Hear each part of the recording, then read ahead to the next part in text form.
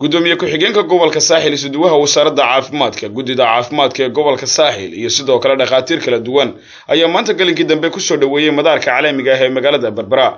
dhaqaatiir kala duwan oo ka socota wasaaradda caafimaadka Jamhuuriyadda Soomaaliland oo muddo 6 bilood ah arrimaha caafimaadka oo kala duwan ka baranayay waddanka Taiwan.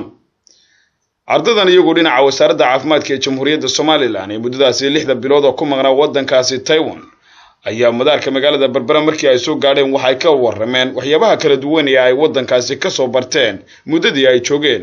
kasiyo muhiimadii aan muddada 6 bilood ugu maqnayn Taiwan.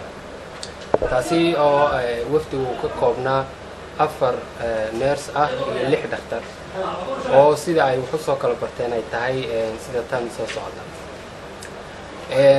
hal dhakhtar oo iyo 2 neerasa waxa ay soo barteen 6 bilood si muglana uga soo bogteen waxa la yiraahdo ICU ama intensive care units iyadoo hal dhakhtar iyo 2 neeras oo kalena ay iyaguna si wanaagsan ay u soo barteen waxaan la dhaho the dialysis iyadoo ay sidoo kale halkaasi hadallo soo dhaweynaya uga soo jeediyeen gudoomiye ku-xigeenka gobolka Saaxil Khadar Cali Cilmi iyo isuduwaha wasaaradda caafimaadka ee gobolka Saaxil Cabdiraxiin Cabdillaahi Cajab.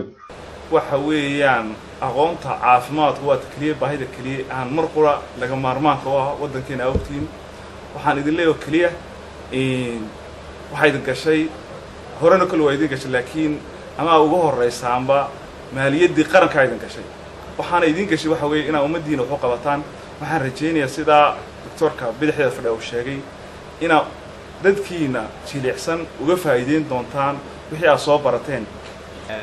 dhaqaatiirtii iyo kalkaaliyaasha caafimaadka ee ku maqnaa Taiwan kuwaasoo waxbarasho ugu maqnaa muddo 6 bilood ah.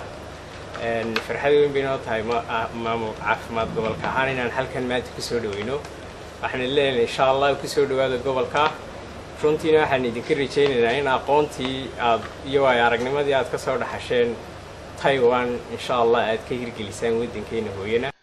ardaydan kala duwan ee wasaaradda caafimaadka ee Jamhuuriyadda Soomaaliland wuxuu uga soo baranayay waddankaasi Taiwan ayaa waxa ay ka howlgali doonaan gobolada kala duwan ee Jamhuuriyadda Soomaaliland iyadoo ay ardaydaasi 4 ka mid ah ay ka howlgali doonaan xarunta gobolka Saaxil ee Berbera. Mukhtaar Cabdiraxmaan Maxamuud, telefishinka qaranka Soomaaliland.